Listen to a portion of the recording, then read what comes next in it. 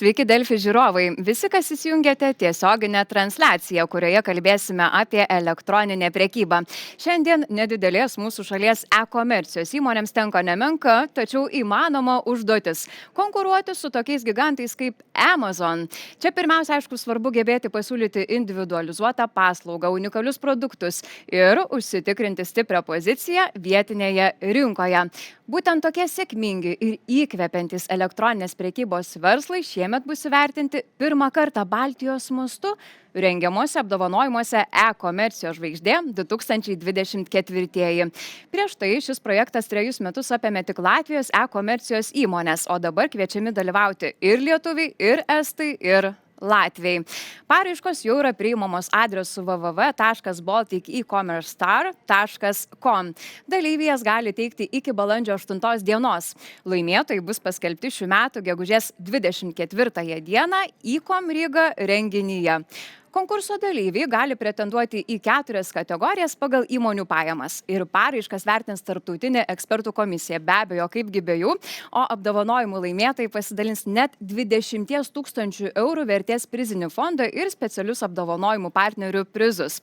Na, o šiandien mes studijoje turime 3 visose Baltijos šalyse tokius pavyzdinius veikiančių įmonių atstovus. Pristatau PHH Group pardavimų veiklos direktorę Dalią Čiutaitę Antanaitę. Sveiki. Labą dieną, sveiki. Taip pat SEB banko verslo klientų paslaugų departamento direktorė Rūta Gucu. Sveiki.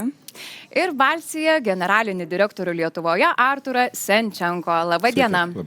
Na tai šiandien, aišku, mes visi kartu čia bandysime atsakyti į klausimus, ar kūrybiškumas ir kokybiškas produktas jau yra pakankamas raktas į sėkmę. Taip pat kaip konkuruoti su pasauliu ir ar turime visus tam reikalingus įrankius. Na tai po ilgos mano įžangos pradėkime pirmiausia nuo tų didžiųjų iššūkių būtent Baltijos šalims. Tai gerbiama Rūta, norėčiau nuo jūsų pradėti, bet be abejo visų jūsų nuomonės ir pastebėjimai labai įdomus ir įdomios. Tai dėl to labai įdomu pirmiausia apie iššūkius įsiaiškinti, tai kokiegi jie tenka mūsų šalių elektroninėms parduotuvėms ir tų elektroninių parduotuvių įmonėms.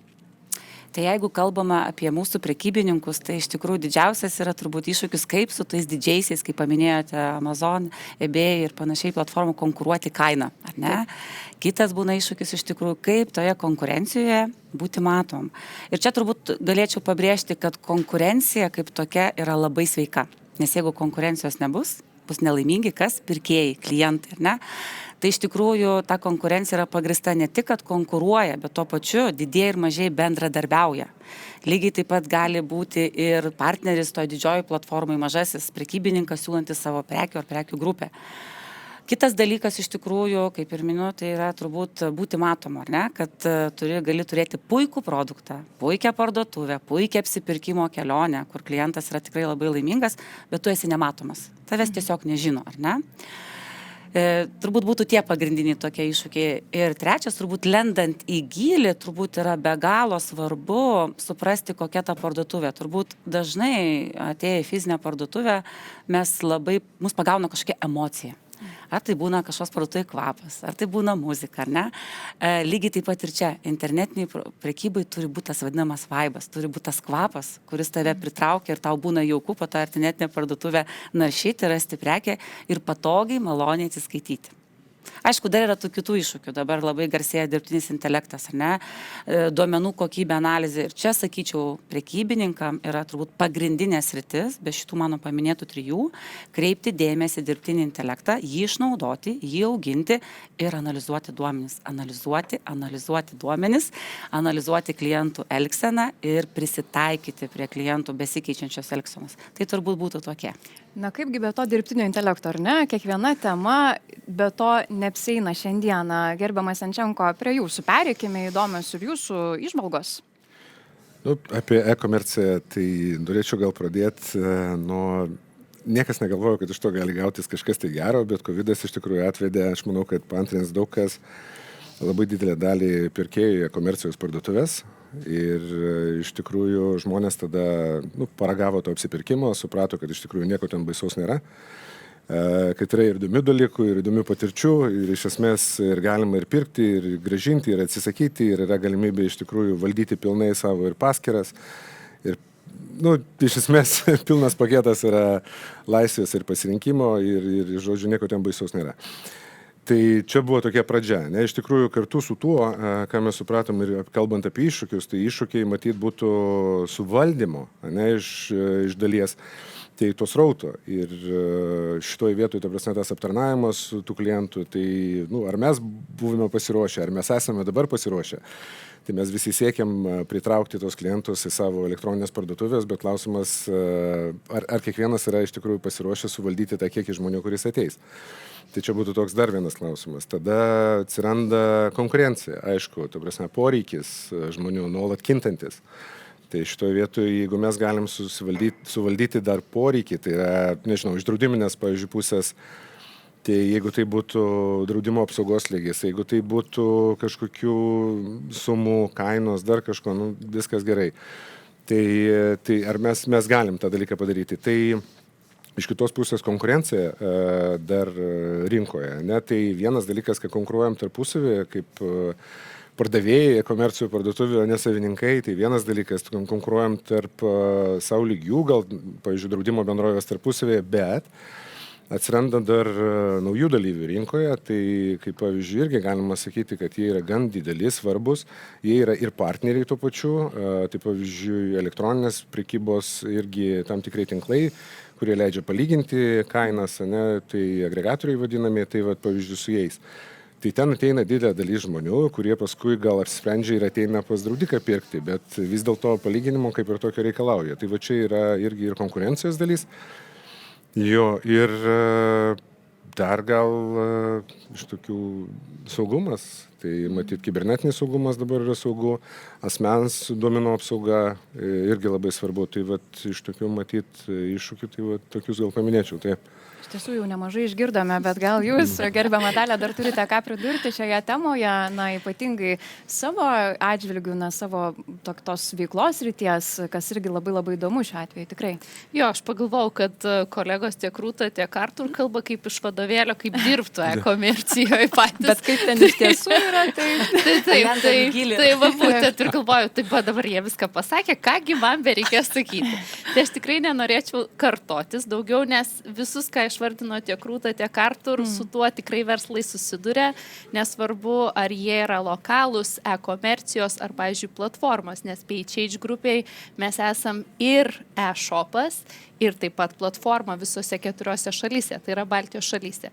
Vienas dalykas, ko galbūt nepaminėjo kolegos čia, tai kad COVIDas labai išmokė vartotojus iš tikrųjų naudotis online. Juos išmokė, eliminavo visus barjerus ir visi suprato, kokia vertė yra to, kada tu gali daryti daug dalykų ir kartu tau siuntos keliauja iš visur, nuo maisto iki rūbo ir panašiai. Iš kitos pusės vienas iššūkių, kurių dabar jau po COVIDo pabaigos susiduria e-komercijos verslas, tai yra tai, kad lojalus vartotojas mirė. Aš gal taip skambiai pasakysiu, bet iš esmės dabar su įvairiais įrankiais, kurie yra rinkoje, online įrankiais, kaip Artur sako, kainų palyginimo saitai. Tai yra milžiniška vartotojo prieiga, kur tu gali pamatyti, kas, kur, kaip prekiauja, kokiom kainom, palyginimai. Ir šiandien dienai e-komercijos verslas kaunasi dėl vartotojų, dėl kliento, dėl atvedimo srauto ir iš tikrųjų pateikimo tos geriausios prekės. Geriausios prekės, kuri yra labai puikiai atvaizduojama, kaip Rūta minėjo, tai iš tikrųjų čia yra vienas didžiausių iššūkių, kaip tapti matomu tarp milijonų prekių šiandien. Tai aš galbūt tik šitą pridėčiau, kad iš tikrųjų vartotojų elgsena ir klientai yra labai stipriai pasikeitę ir tai yra pandemijos pasiekmė, jie moka, žino, ko nori, puikiai moka naudotis visus įrankius surandant tai ir tai yra iš kitos pusės verslui, kaip juos išlaikyti, pritraukti ir paskui, kad jie pakartotinai grįžtų pirkti. Ir būtent dabar norėtųsi iš tiesų ir pereiti prie tos pagrindinės mūsų šiandienos temos, tai kalbėkime apie tos gigantus, tos milžinus, ar ne, turime Temu, Amazon, AliExpress, kuriems sekasi kuo puikiausiai, štai Temu netgi ir daro labai didžiulę įtaką ir poveikį apskritai apsipirkimui internetu.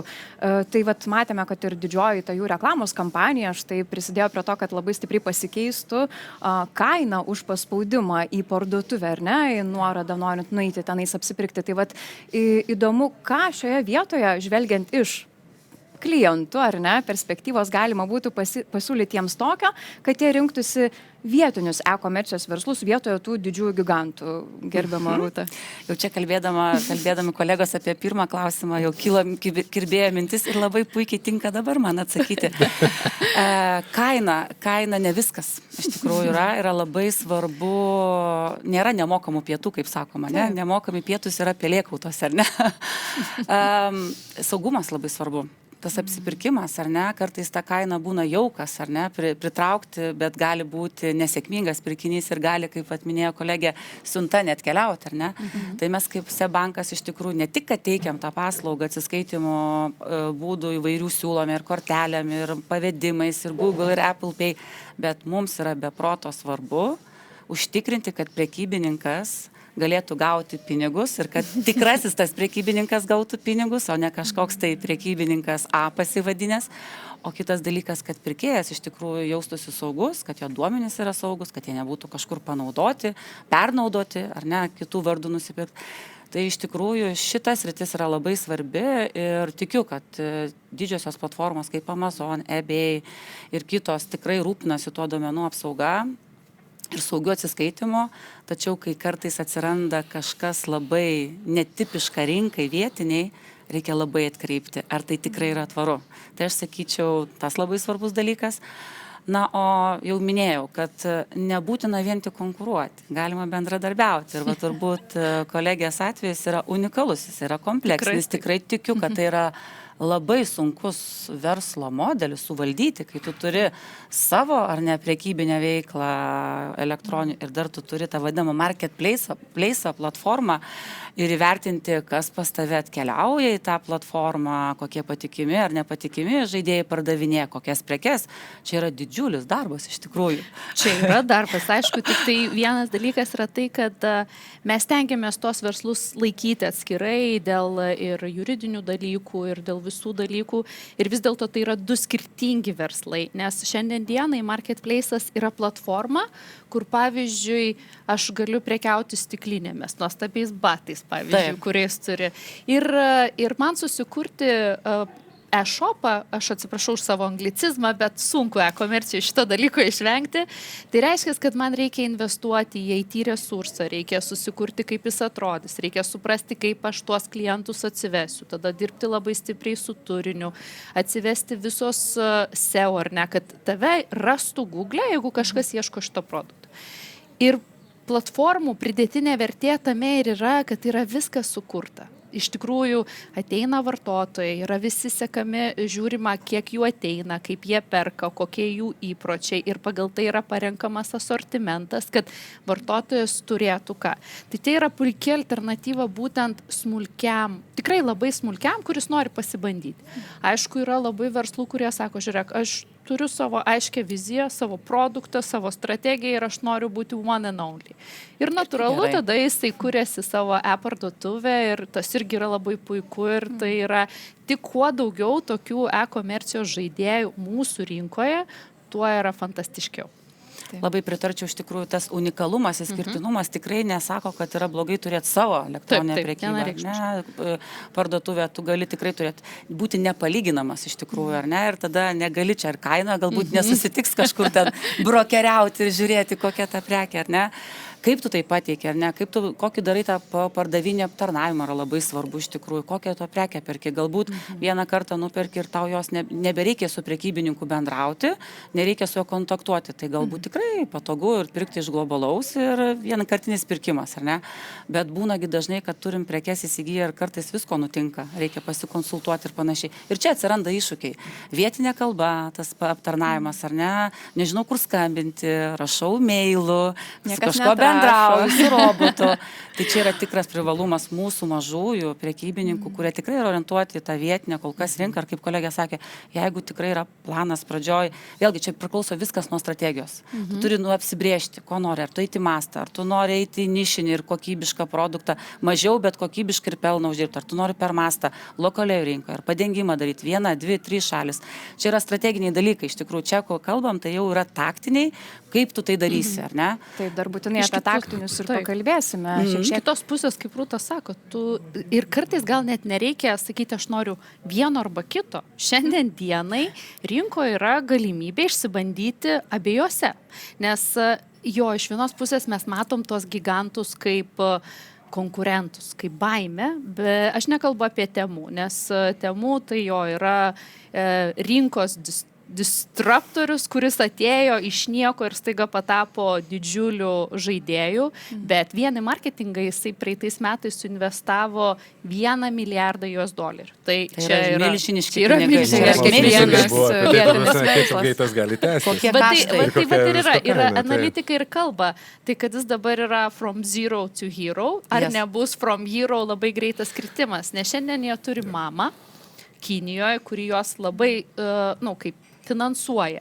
Klausimas yra, čia vėlgi, gyvenimas tikriausiai parodys, bet grįžtant prie tos, ką Rūta pradėjo, tai tu gali turėti savo e-shopą ir lygiai taip pat gali pradėti Amazon prekiauti. Tai gali PHH grupiai pradėti prekiauti, gali prekiauti Allegro, aš jau neminėsiu mūsų konkurentų didžiųjų, nes nenoriu daryti jam pardavimų.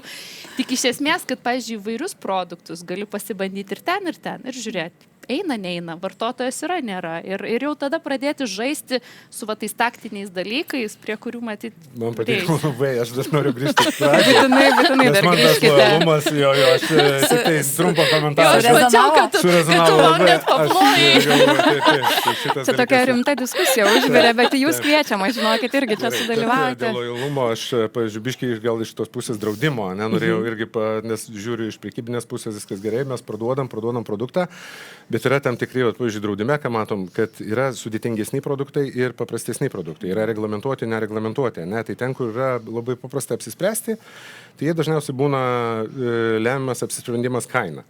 Ten, kur jau reikia eiti gilį, suprasti, ką tu iš tikrųjų turi, ten jau yra sudėtingiau. Ir ten tada galimas tas lojalumas, aš manau, jeigu prekiai yra kokybiškai, yra aptarnavimai, dar kažkokie dalykai įsivelia. Bet tęsiant ir atsakant į pagrindinę temą, irgi komentuojant, tai aš žiūriu irgi iš tokios gal draudimo perspektyvos, labai gerai, kad paminėtas yra Amazonas ir kitos platformos. Tai draudime, pavyzdžiui, irgi mes taip žiūrim, kad sunku labai palyginti čia draudiminį produktą su, skaitmeninį draudiminį produktą, ne su kažkur parduodama prekė. Nes jis neturi nei formos, nei spalvos, labai sudėtinga. Tai yra iš esmės pažadas. Pažadas, kad jeigu kažkas atsitiks, mes atlyginsim, ateisim, sureguliuosim, vadinkim taip. Ir kažkas tikrai turi atsitikti, kad tas pažadas būtų patikrintas. Bet žiūrint iš tos perspektyvos, sakykime, palyginimo su milžinais, kaip ir šio pasaulio, tai mes žiūrim irgi į tokį Lemonade, pavyzdžiui, pasaulinį irgi, ateities gal lyderiai, gal ne. Klausimas irgi tos investicijos, atsipirkamumo, gal sakykim taip. Šiai dienai tai yra draudimas, kuris yra teikiamas klientui netradiciniu būdu. Tai yra kažkas naujo, tai yra dirbtinis intelektas, tai yra balso analizė, tai yra vaizdo medžiagos analizė, dirbtinio intelekto pagalba, tai yra administravimas žalos už 2 minutės ar ten sekundžių reikalas. Ir tiesiog ta analizė visa yra apdorojama jau ne žmonių, bet kažkokios technikos, robotų. Jo. Ir šiai dienai daug kam rezonuoja, tai priima pasaulis tokį dalyką, jis labai patinka, imponuoja.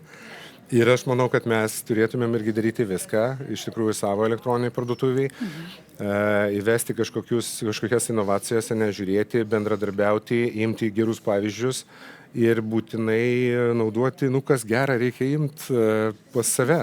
Ir man labai patiko irgi komentaras, kad rinkis prekę lietuvišką, nes iš tikrųjų vienas dalykas tai pirkti prekę, kuri yra atvežta arba atvesta į rinką per kažkokį partnerį, sakykime, iš užsienio. Ir tada geras dalykas, gerai, tvarkoj, tai nėra sudėtinga ją įsigyti.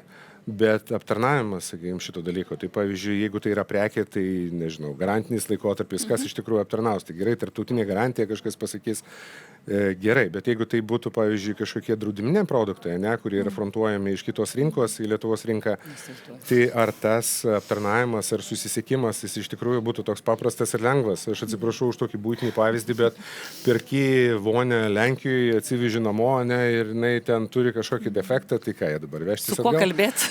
Jo, su kuo kalbėti gal rasti, bet jie dabar reikia atvežti parodyti. Taip, atvežti, įrodyti. Bet žinokit, mūsų vartotojai, bent jau iš PHH grupės perspektyvos ir patirties, ar ne, ką mes matom, kad jie žino šitą tai. Iš tikrųjų, jie žino ir, pavyzdžiui, tikrai galima matyti, kad pigių, labai tokių smulkių prekių, taip, labai didžiulė konkurencija yra iš su Temu ir su Amazon, nes tai yra pigu, greita, atsiprašau, kokybė yra tikrai nekokia, bet kai reikia pirkti vonę, kai reikia pirkti baldus, kai reikia pirkti elektroniką, tai tau reikia garantijos, garantinio aptarnavimo, reikia galų gale pristatymo normalaus, nes tugi neatvažiuosi kažkur pasimti, tau reikia, kad atvežtų, užkeltų.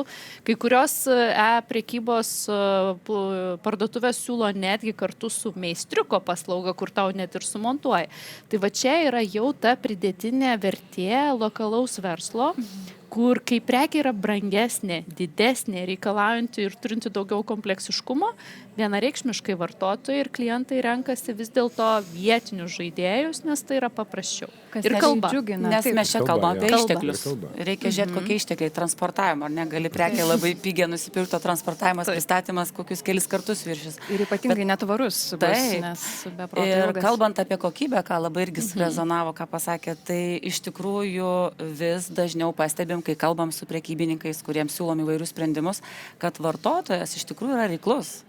Jis tikrai analizuoja, iš ko pagaminta prekė, kokie sertifikatai ir ne tik tai vienoje šalyje tas sertifikatas gali būti labai aukšto lygmens, o pagal mūsų šalies jis netitinka reikalavimo ar energetikos klasės ar panašiai.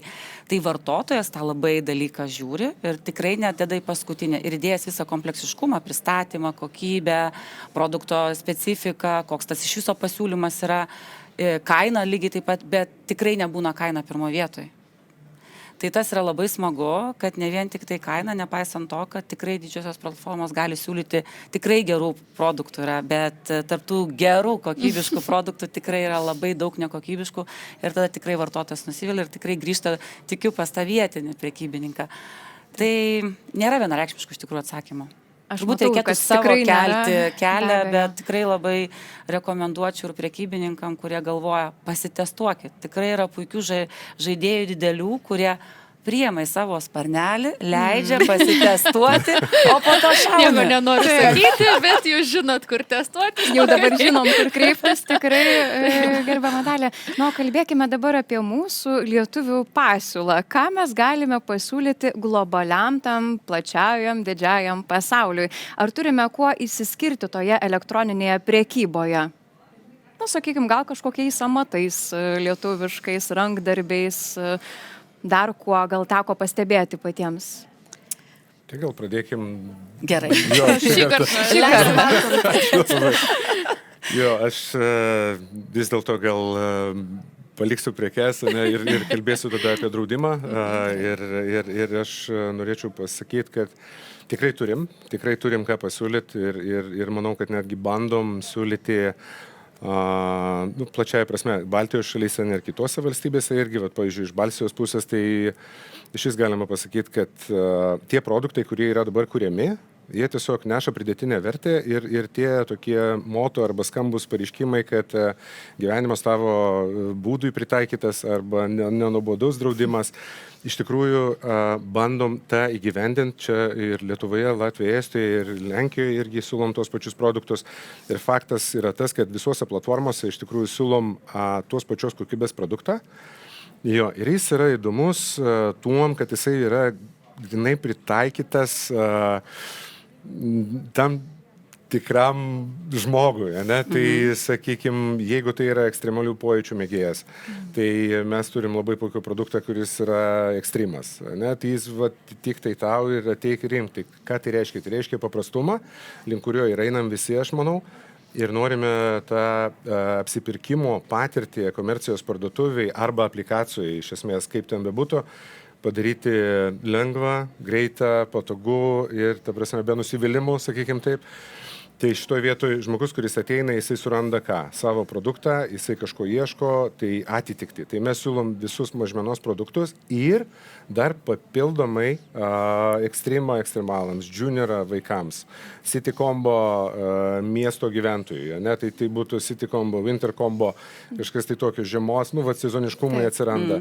Aš manyčiau, kad tai yra produktai, kurie neša pridėtinę vertę, kurie yra sukurti tam, kad tarnautų. Ir tiesiog jungia labai daug rizikų viduje.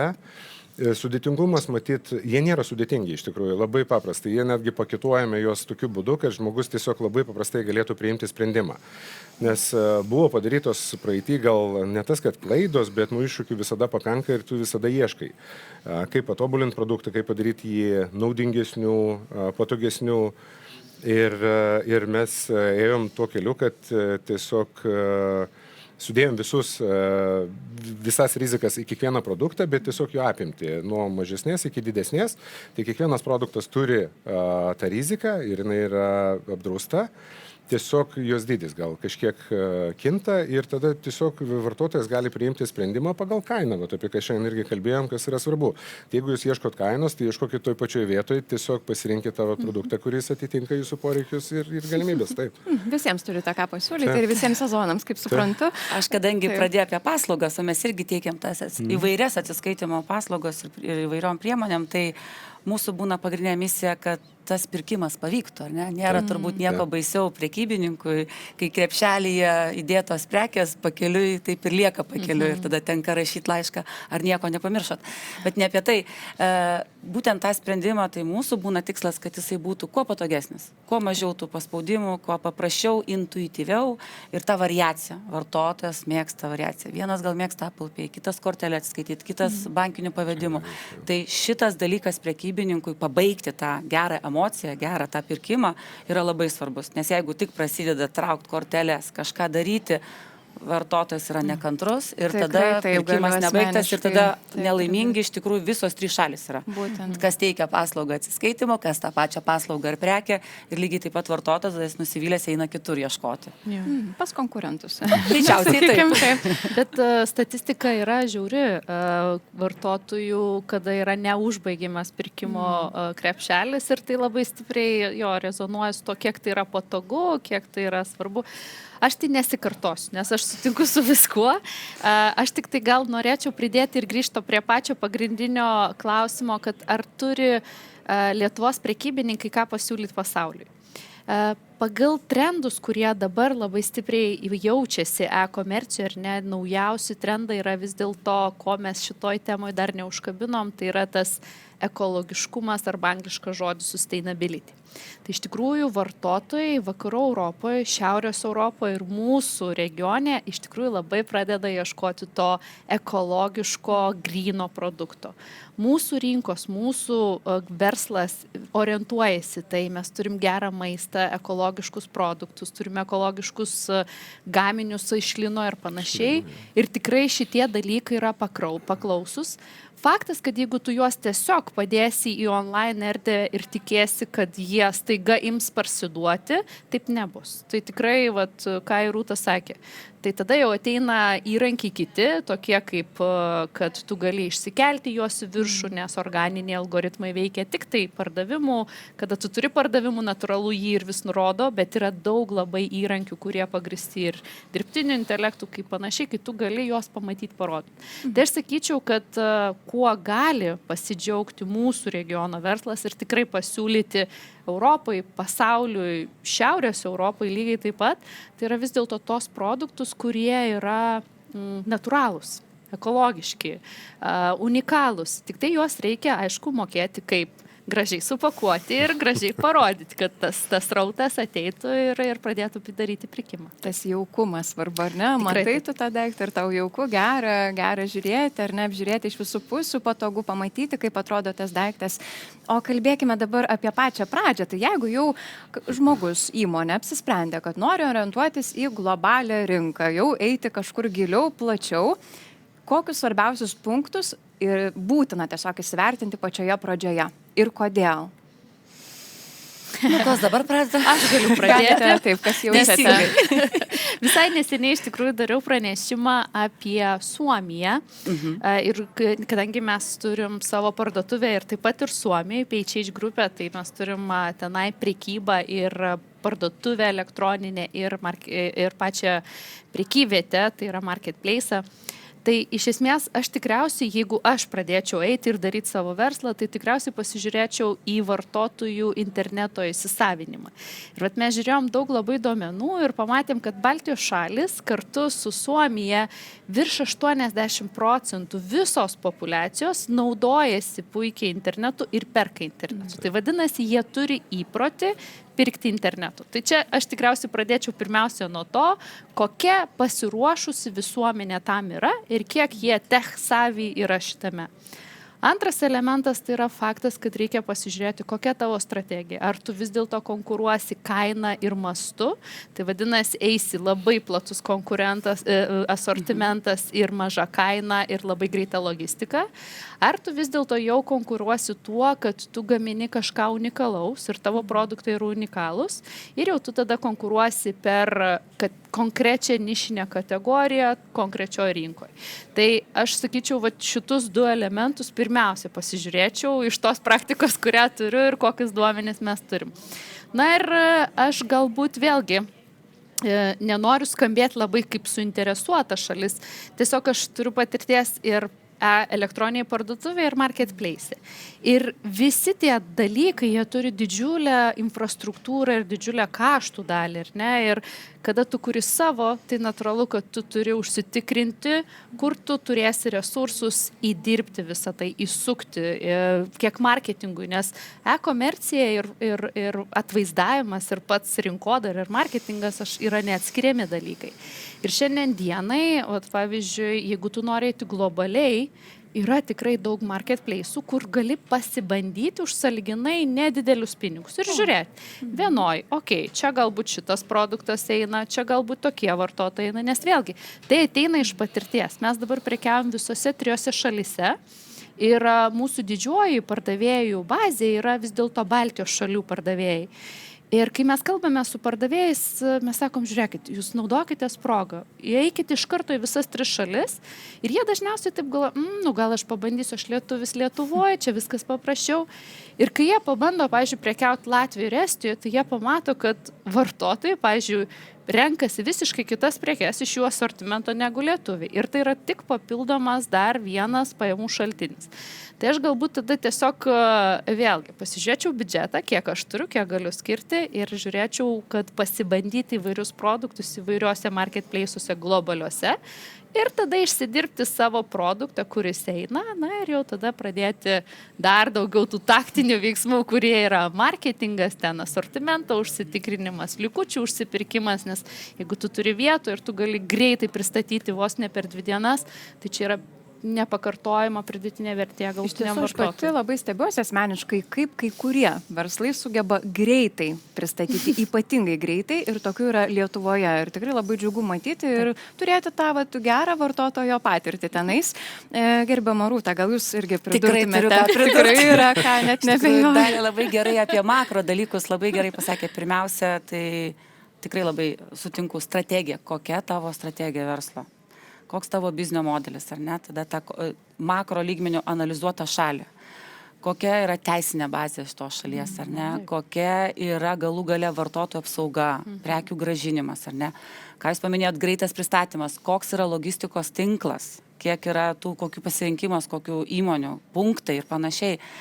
Tai pradėti reikia nuo tokių didesnių dalių, kokioj tu šaly norėtum būti, bet pagrindinis klausimas, ką mes labai dažnai savo klientam klausiam, ar tai būtų atsiskaitimo paslaugas, ar tai finansavimo, mes laiką klausiam, o kodėl tu Lietuvoje neparduodi ir jau nori į kitą šalį? Kodėl tavo prekė pirks kitoj šaly? Kodėl tavo, ne toj pačioj? Ir čia būna toks klausimas tyla ir tada būna namų darbai. Einama ir po to paaiškėja, ar tikrai pirks ar ne, bet čia tiesiog toks nukrypimas, o kodėl tavo prekė bus ten perkama. Tai tie analizė ir laikas ir tie ištekliai, ką paminėjo Dalia, tai yra beproto dideli ir tikrai turi įsivertinti, ar tai savais resursais darysi, ar tai finansuos kažkas, nes įėjimo barjerai kartais būna labai skirtingi. Vienur jų praktiškai nėra ir labai dažnai matom, prekybininkai naudojasi marketplace'ais, platformomis, kadangi tikrai yra labai smagu ir paranku pasinaudoti gerąją praktiką, nes ir duomenys turi platformos ir patarimų duoda, matydami kitų panašių prekių. Tai sakyčiau, daug analizės reikalauja, o po to papilotavęs tu gali galvoti, koks tavo tas produktas. Vėlgi pasikartosiu, ar eini į tą plotį, masto ekonomiką, ar tu eini tą nišą. Ir būni unikalus, išskirtinis, geriau mažiau daugiau, ar labai daug yra tiek pat, kiek mažiau. Tai čia yra strateginiai dalykai iš tikrųjų. Taip, gerbiamas. Atrodo, viskas pasakyta. Bet apie paslaugas gal ne tik prekės. Paimkim tada praktinį pavyzdį. Pavyzdžiui, draudimo bendrojo Balsija. Ir labai geras pavyzdys, aš manau, iš visko, ką aš išgirdau tiesiog praktikoje, tai yra skirtingos rinkos. Jo, bet taip jau buvo, ne? Bet e-komercija atsirado vienoje valstybėje, keliavo į kitą valstybę ir tiesiog jau buvo tam tikros praktikos, iš kurių, kažkas kažką išmoko matyti, ne jau pasidalino savo, ar tai gerai, ar tai blogai patirtim ir tam tikros klaidos jau nebuvo daromos, o ne kitose valstybėse. Vienas dalykas. Antras dalykas yra, kad iš tikrųjų kokią tų vartotojų, ne kategoriją, į ką mes iš tikrųjų taikom, kas tas vartotojas. Tai šiuo konkrečiu atveju buvo ir yra taikoma į Gen Z. Ir tai atrodo visiškai nelogiška, nes draudimo produktas, ne Gen Z, kaip ir neturėtų eiti kartu. Kita vertus, išanalizavus kaip ir tą poreikį ir rinką, supratome ir iš apklausų statistinių duomenų neprieinamų, mes matom, kad iš tikrųjų ta karta yra labai reikli, žino, ko nori. Iš tam tikrų apklausų matom, kad virš 90%, nenoriu statistikos kažkokios sakyti daug, bet apie grubiai 90% jų tikrai noriai dalyvauja šeimos sprendimuose dėl įsigijimo, ten draudimo ar dar kažko, arba kitų dalykų. Tai ir sėkmingai dalyvauja ir matyt priima tam tikrą sprendimą ir šitie dalykai. Tada mes galvojame apie produktus. Tai tie produktai, jie turėtų būti tikrai nenubodus, įdomus, kad užtikrinti tą organiką, kad tas žmogus ieškotų ne, sakykime, ten būsto draudimo, o Balsija būsto draudimo. Kodėl? Todėl, kad būtent atitinka tą ideologiją, gal tam tikrus dalykus. Tai reikia sukurti tam tikrą viziją, idėją, ta prasme, kuri gyvens, kurie iš tikrųjų galima parduoti, kurie pirks. Patarimais grįstas pirkimas. Iš esmės, Taip. Jo, ir dar vienas tęsiant, kad iš tikrųjų tos praktikos labai skirtingai yra. Ir rinkos teisingai labai sakėt ir Rūta ir Dalia, kad reikia tikrai bandyti. Bandyti tikrai reikia skirtingose rinkose tą patį produktą, nes tai, kad, pavyzdžiui, to produkto nesėkmė arba jo nepakankamas pardavimas ne Lietuvoje, tai nereiškia, kad tas pats bus Latvijai. Pavyzdžiui, Baltijos šalių kaip patirtis nerodo, kad tie produktai, kurie yra vangiai perkami e-komercijoje, pavyzdžiui, Lietuvoje, yra tiesiog perkami Estijoje. Nes kitaip žmonės nesupranta, nes ten yra susiformavęs įprotis, tiesiog pirkimo elektroniniu būdu. Ir aš manau, kad tas pats laukia ir mūsų, ir neužilgo, ir manau, pandemija, tai čia buvo tik tai pirmas laiptelis, pirmas postumis, ir viskas įvyks savo laiku, kaip mėgstu juokau, 98 metais Estijoje gavome rankas banko korteles, atrodė, o dieve, kas čia dabar bus, ir tada leasingai, tada nauji automobiliai, ir viskas tiesiog vystosi, sava eiga. Ir aš manau, kad viskas ateina ir tikrai ir Lietuvoje mes viską pamatysim ir aš manau, kad e-komercijoje tikrai bus labai didelių postumių pokyčių ir žmonės ten tikrai ateis. Dabar mūsų kortelės yra Apple Pay arba Google Pay. Na taip, viskas labai keičiasi iš tiesų, ar ne? Labai greitai. Technologiniai dalykai iš tikrųjų. Tai irgi vienas iš to, kad gali turėti sprendimą šiandien labai unikalų, o rytoj jisai tampa nebe unikalus. Tai mes kaip bankas iš tikrųjų tuo rūpinamės ir tikrai stengiamės siūlyti tuos sprendimus atsiskaitimo, kaip mes sakom, up to date, ar ne? Ir gal net į priekį eiti. Ir kalbant apie žodį lojalumą, tai labai pritariu, kai yra produktas koks, jeigu jis yra labai paprastas, ir parduodamas plačiai, tai galbūt tikrai to lojalumo nereikia, bet kai jau turi sudėtingesnį, kompleksiškesnį, yra pardaviminis ir panašiai, tai va čia mes gebam irgi adaptuoti sprendimą būtent prekybininkui, net ir marketplace ant platformom, tam, kad galėtų jie patenkinti tą pardavimą, padengimą, užtikrinti gerą kliento tą patirtį. Tai iš tikrųjų einam koja kojon kartu su prekybininkais. Prekybininkai yra reiklus, bet tikiu, kad tas reiklumas atsiranda ne tik iš prekybininkų, bet iš klientų.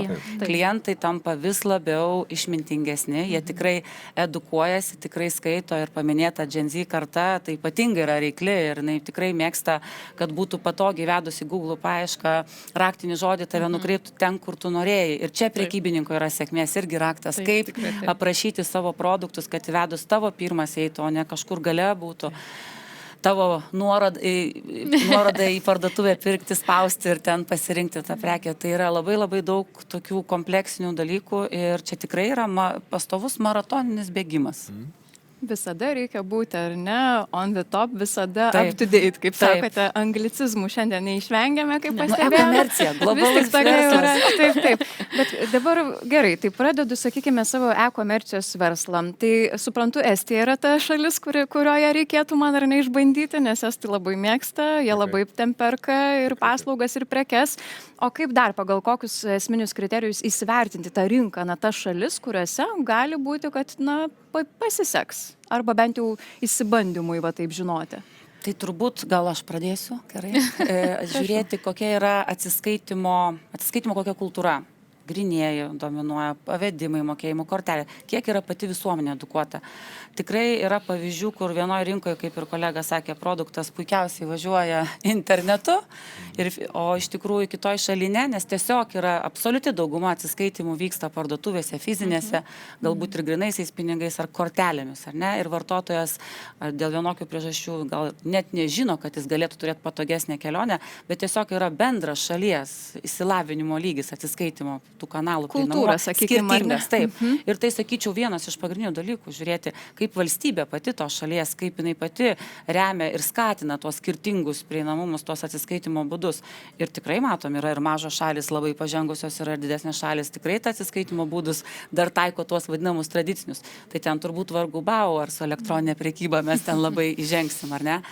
Tai antras dalykas - teisinė bazė. Visa šita tikrai labai svarbu ir turbūt prekybininkai neleis sumeluoti, kad yra labai daug situacijų, kai būna, atrodo, produktas mūsų šalyje viskas gerai, o netitinka tam tikros šalies įstatymų. Čia yra didžiulis iššūkis prekybininkui suprasti, kad, pavyzdžiui, tavo ten produktas X nebus kažkur kažką pažeis kažkokį įstatymą. Tai reikia turėti resursų savo, tai turbūt ir samdomos yra ir įmonės, ir konsultuojamasi. Tai čia yra tokia per visą tiekimo grandinę įsivertinti įvairias rizikas, finansinės ir nefinansinės, o dabar dar ir kitas, kurios dabar yra labai svarbios ir reputacinės ir taip toliau.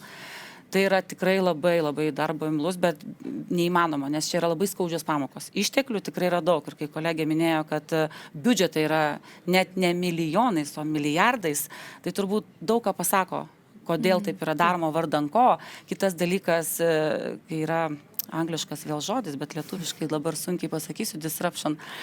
Kai valgo vienas kanalas kitą, ne, fizinį valgo. Kanibalizuoja, toks gražus žodis. Tai prekybininkai iš tikrųjų net nori apsaugoti, kad iš fizinio kanalo, kai mažėja srautai, kad klientai nueitų į tą elektroninį kanalą ir tada turi turėti siūlyti abudu kompleksinius pasiūlymus tiek fiziniam kanalo atsiskaitimą, tiek elektroniniam. Ir čia yra tas vadinamas omnichannel. Iš tikrųjų labai sudėtinga suvaldyti vien dėl to, kad tu turi apsaugoti savo klientą, nes jo poreikis jau keičiasi ir jisai gali nukeliauti į kitą, nebe fizinį vietą apsipirkti, o į online. Tai čia dar kita tema būtų. Ne, bet su šita tema, kad pavyzdžiui, ES turėtų būti labai panašus reglamentai ES lygių visom ES šalim. Bet ką Rūta ir sako, jie visiškai yra skirti. Vis tiek yra nacionalinė teisė, kuri taip pat labai puikiai reglamentuoja ir tikrai mes kiekvieną dieną susiduriam su tuo, kad tas prekes reikia išimti, reikia peržiūrėti, reikia papildomai akredituoti, pavyzdžiui, toj pačioj Lietuvoje arba, pavyzdžiui, Latvijoje. Aišku, mes nenorim gąsdinti. Kiekvienas verslas turi savo iššūkių ir tikriausiai verslas ir turi turėti iššūkių. Tik vienas dalykas yra gerai e-komercijoje, kad Dabar pardavinėti e-komercijoje yra tikriausiai lengviau negu bet kada, nes tiek įrankių, tiek tas pats dirbtinis intelektas turi tiek daug informacijos, kur tau tiesiog reikia nuolat domėtis ir žiūrėti, kas naujo ateina, kokios technologijos yra, kurios tu gali pritaikyti ir vis dėlto žiūrėti iš tos kliento perspektyvos, nes klientas yra tas galutinis vartotojas, kuriam tu turi patikti įtikti, o jam turi būti saugu, patikima, kad jis žinos, kad jo duomenys nenusavinami, kad jisai paliko, tarkim, savo, tarkim, Suomiją, ar ne? Nu, kaip visiškai čia, aišku, nėra Suomijos šitas elementas, bet, pavyzdžiui, Suomijoje 90, aš vėlgi nenaudosiu statistikos, nes nenoriu suklaidinti, bet didžiulė dalis vartotojų atsiskaito per bankinius pavedimus. Kodėl? Dėl to, kad jie yra labai nepatiklus patikinėti savo asmeninius duomenis, tame tarpe ir kortelės, būtent numerius. Ko mes Baltijos šalyse jau nebeturim, iš tikrųjų, tai taip, turim galimybę leisti atsiskaityti bankinių pavedimų ir vartotojai renkasi, bet dabar didėja nes yra patogus atsiskaitimo būdai. Tikrai taip. Keli su spaudimai ir tu gali atsiskaityti ir nereikia eiti į interneto banką, suvedinėti ten atpažinimo kodus ir taip toliau žymiai paprasčiau negu kokie 4-5 klikai pavertus su vienu. Tai aišku, kad tu renkiesi.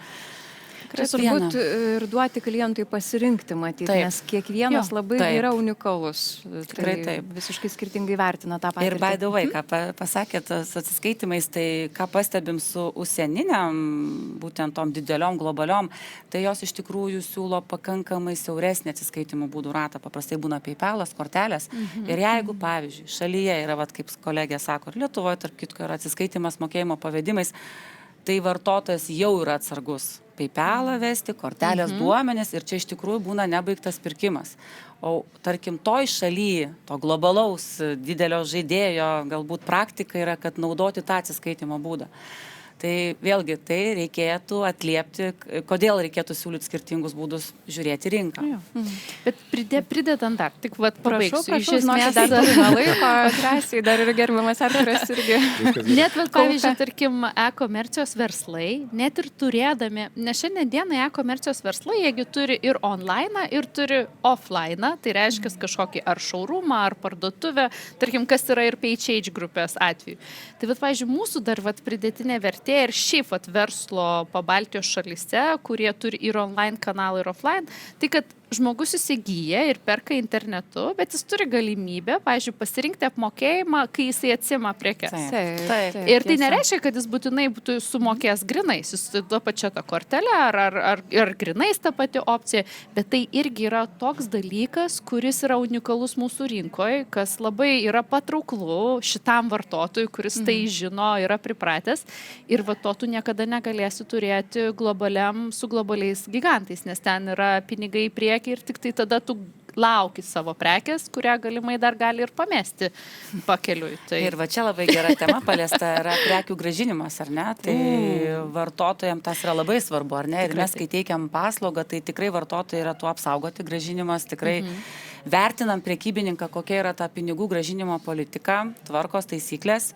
Ir mums tikrai yra labai svarbu paslaugą teikti ir įvertinus patį prekybininką, ar jis bus pajėgus grąžinimus paimti. Ir čia yra labai labai svarbus dalykas, ypatingai kai staigiai pradeda augti prekybininkas ir jeigu dėl vienokių kitokių priežasčių, ar ten nekokybiškos prekės, ar tiesiog klientui nepatiko, nes mūsų įstatymai leidžia grąžinti, ne tik, kad netiko dydis, bet tiesiog apsigalvoju, ar ne? Gražinu. Paslaugos draudimo turbūt gal nepavyktų. Taip, ar ne? Pavyktų, ar ne? Nebandžiau. Oho, įdomu, irgi galėsiu tai pridėti. Mums labai svarbu, kad Kad prekybininkas būtų pajėgus tą gražinimą atlikti, nes jeigu jisai pradės nebepajėgus būti gražinti, tada vartotojas tikrai nebegrįž, pasklis kalbos, kad yra nepatikimas ir atitinkamai mum, kaip paslaugų tiekėjui, irgi tada kyla ir ta pati reputacinė rizika, kad mes teikiame neatsakingai paslaugą. Tai mes visą žiūrime tiekimo grandinę, tiek prekybininką, tiek kad apsaugoti ir vartotoją, ir ne tik, kad vartotojui būtų malonu, patogu, bet žiūrim ir iš tos rizikos? Nu, dėl to, kad ir esame bankas rizikų valdymas. Tai gerbiamas aktoriai. Rizikas valdome visi. Jo, aš manau, kad tikrai ir duomenų analizės, ir duomenų analitika, aš manau, visi turim, visi žiūrim, ką darom, kaip darom, kur sėkmingai darom, kur gal netiek. Aš apie tas patirtis gal klientų, tai ir apie rinkas, ne? Tai aš įsivaizduoju, kad gal banalus įrankis, bet apklausos. Yra daromos vis dar, ne tam, kad sužinoti iš tikrųjų poreikį ir tiesiog kas galimai parsiduos, kas ne. Antras dalykas, tai iš tikrųjų reikėtų žiūrėti, kaip iš draudimo pusės, ne, mes žiūrim iš draustumą. Tai pavyzdžiui, gerai, mes galim kalbėti apie būstą, mes galim kalbėti apie kasko, bet netgi toj pačiu Lietuvoje, tai procentas, apie kurį mes kalbam, jisai gan žemas. Tai iš tikrųjų rinka yra, dar daug reikia dirbti tam prisakyti sudraust visus. Tai lygiai taip pat ir su kitom rinkom, ir Latvijai, ir Estijoje, ir kitose, aš įsivaizduoju, kad šitą dalyką tikrai reikia žiūrėti ir kada tu ateini su savo kažkokia tai prekė, tai tu turėtum žinot, ar jinai paklausy, ar tu galėsi ją parduoti, ar iš tikrųjų rinka jos nori, ar yra poreikis. Kas liečia, patirties klientų, tai dėl apmokėjimų buvo kalbėta tikrai. Aš manau, kad privalu turėti visus, arba beveik visus, tam, kad klientas iš tikrųjų nepaliktų to krepšelio atviro ir kad iš tikrųjų uždarytų pardavimą. Tai vienas dalykas, antras dalykas - grąžinimas. Tai draudime irgi atrodo neįmanomas dalykas, bet aš manau, kad kaip tik galvodami apie kitas rinkas, tu ateini su tokiu liberaliu labai požiūriu, kad, tai kam baust, atlaisvinkim. Tiesiog darykim kitaip. Mes matom, kad rinka daro taip, darykim kitaip. Ką reiškia kitaip? Tai reiškia, kad jeigu tu išsirašai savo sutartį, ir tu nori ją išskaidytų mokėjimo, kažkokių savo patogumą, tai nereikia pabrangimo. Tai vienas dalykas. Jeigu tu ateini ir tu nori, pavyzdžiui, nutraukti sutartį, tai būna taikomi administravimo mokesčiai, netaikykim. Tai tiesiog jų nėra. Tai iš esmės tu ateini, tu turi draudimą, tu išsirašai jį, 12 mėnesių, po 3 mėnesių pardavė automobilį, tau, pavyzdžiui, jo tiesiog nereikia. Ir tada tu galvoji, palaukti, man jį nutraukti ar nenutraukti. Ir visi kartais nori išlaikyti tą klientą ir jo kaip ir nepaleisti. Ir iš kitos pusės mes norim išlaikyti jo lojalumą. Tai yra, Netflix'as, Spotify'us leidžia ateiti, žmonės kaip ten pasakoja, ateinu, jeigu tam prieš kelionę, parsisinčiu filmų ir tada išeinu, atsisakau paslaugos. Tai gerai, bet ateinu vėl. Tai mintis yra tokia, kad tą lojalumą mes galime ugdyti, sakydami, kad žiūrėk, mes suprantam, dabar poreikis pasikeitė, tau dabar nereikia.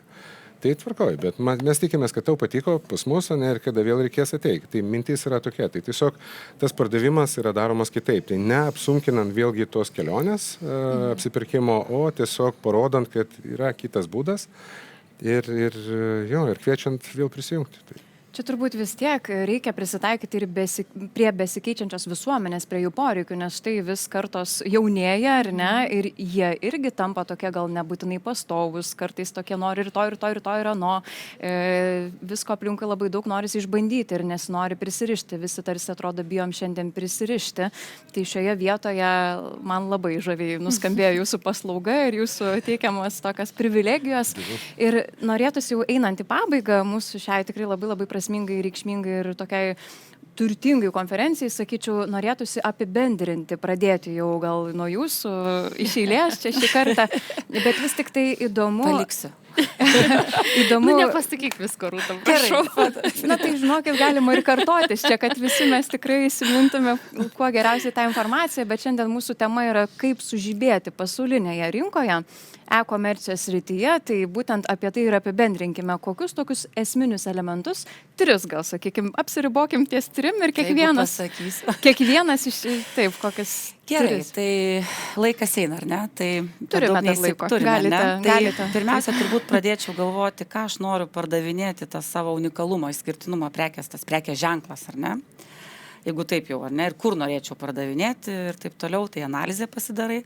Tada galvoji toliau, turbūt jau eini į tą mikro lygmenį, galvoji, kaip čia prisikviesti tą pirkėją, ar ne, tą savo parduotuvės dizainas, ar ne, kiek aš galiu pinigų skirti rinkodarai, reklamai, ar ne.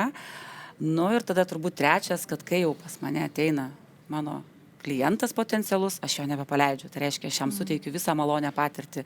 Jam patogu rasti ir aprašymus, visur, kur galima ir susisiekti, ir po aptarnavimas, po pardavinimis ir panašiai. Ir patogus turbūt atsiskaitimo būdas, va, kaip kolegos minėjo, kuo daugiau pasirinkimo meniu paletę.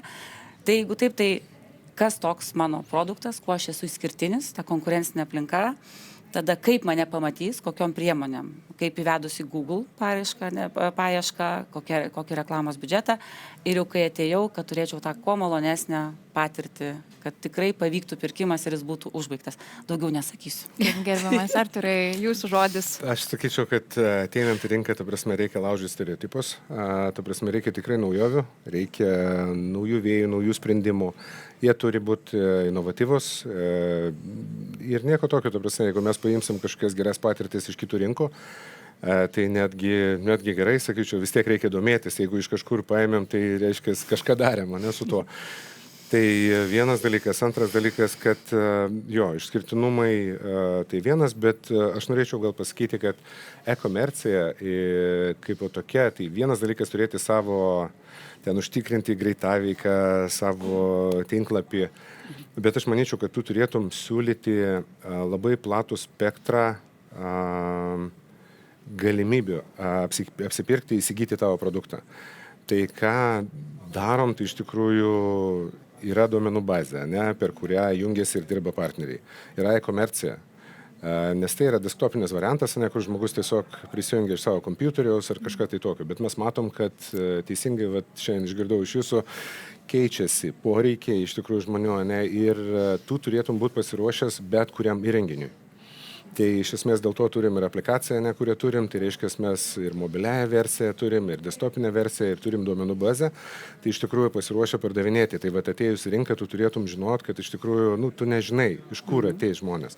Ar tai bus jaunimas, nes šiai dienai vis tiek žmonės žiūri televizijas ir ten pradeda žiūrėti planšetiniam, išeina į lauką, jau žiūri toliau mobiliajam įrenginį. Jo, tai šitas. Ir aš manau, kad vis dėlto retailinis mažmenos segmentas, jisai trauksis iš visų kitų pardavimo kanalų ir jisai ateis į elektroninį. Vienintelis dalykas ir darbas didžiulis, kuris turi būti padarytas, tai yra, toks gal iš dviejų pusių, Tai pirma, tai edukavimas vis dėlto, atėjimas ir pasakojimas apie tą produktą, apie jo sudėtingumą, jeigu jisai sudėtingas, ir supaprastinimas jo, jeigu tai yra įmanoma, ant kiek tai yra įmanoma. Ir antras dalykas, iš tikrųjų, teikimas tos produkcijos, iš tikrųjų, gal tiesiog paprastumas to produkto ir tiesiog tos žinios perpateikimas klientui, kad jisai tikrai suprastų, kas tai yra ir ta prasme, kad tai būtų nesudėtinga. Ir, jo. Kuo paprasčiau, kuo lengviau, ar ne? Tik pasižiūri ir iškart viskas aišku. Taip.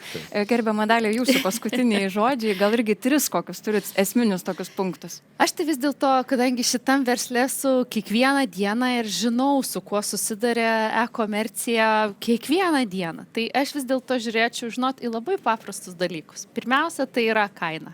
Žiūrėkit, kad jūsų produktas būtų konkurencingas. Konkurencinga kaina nereiškia žemiausia kaina, bet jūs turit suprasti to produkto vertę ir ją tinkamai įkainuoti. Tai yra vienas elementas, nuo kurio reikia pradėti e-komercijos sėkmingai. Antras, vis dėlto pasižiūrėti logistiką, nes mūsų vartotojai perkasi iš visur. Iš vienos pusės jie ieško tų sustainable produktų ir sustainability, kad tai būtų ekologiška, kad tai būtų draugiška gamtai, bet iš kitos pusės jie yra beprotiškai reiklus greitam pristatymui. Jeigu jau reikia laukti savaitę, ne. Tai vis dėlto norit būti sėkmingi, žiūrėkit, kaip greičiau pristatyti, kokius būdus tai naudoti. Ir paskutinis. E-komercija ir technologijos turėtų būti neatskiriami. Žiūrėkit, kokiu būdu galite investuoti technologijas, kurios apims ne tik atvaizdavimą, bet kartu kliento patirtį, pirkimą, apskritai produkto vystymą, ir technologijos turėtų būti tarp jūsų top 3, top 5 prioritetų, jeigu dirbate e-komercijai. Aš galvoju, kodėl man per visą susitikimą, vis tiek kalbant apie logistiką, aš galvoju, kodėl man logistika neužkrito. Nepristatinėjai voucherių, ne? Iš tiesų, tikrai labai noriu Jums padėkoti už tokį puikų, labai aišku, tikslų apibendrinimą mūsų visos šios konferencijos. Taigi, kaip jau jūs supratote tikriausiai, verslams konkuruoti pasauliniuose interneto vandenyse tikrai yra visos galimybės ir net skatinama tai daryti. Neįsigąstų tų didžiųjų internetinės priekybos milžinų, kurie tendencijas, vartotojų įpročius formuoja. Padėkoti jiems už pramintą kelią ir pasiūlyti pirkėjams savo unikalų produktą bei elektroninės parduotuvės dizainą, kad viskas kuo paprasčiau, kaip girdėjome, ir pačią geriausią kliento patirtį. Būtent šiais SEB ir Latvijos PAST inicijuotais apdovanojimais e-komercijos žvaigždė 2024 siekiama atkreipti dėmesį į sėkmės istorijas ir meistriškumą e-prekybos pramonėje visame Baltijos šalių regione ir juos pristatyti platesniai pasaulio auditorijai. Tad nesvarbu, ar žengėte pačius pirmosius žingsnius internetinės prekybos srityje, ar esate jau didelę patirtį prikaupusi įmonę, tikrai būtinai užsiregistruokite. Užregistruokite savo elektroninę parduotuvę platformoje www.balticecommercestar.com iki balandžio 8 dienos ir laimėkite 20 000 eurų vertės prizus. Tad sėkmės visiems dalyviams. Na, o aš dar kartą primenu, kad šiandien tiesiogiai kalbėjome su PHH Group pardavimų veiklos direktorė Dalia Čiutaitė-Antanaitė. Labai dėkoju Jums. Ačiū Jums. Taip pat SEB banko verslo klientų paslaugų departamento direktorė Rūta Gucu. Dėkoju Jums. Ir, aišku, labai noriu padėkoti Balsija generaliniam direktoriui Lietuvoje Arturui Senčenko. Ačiū Jums. Ačiū. Ir dėkoju visiems žiūrėjusiems. Iki kitų kartų.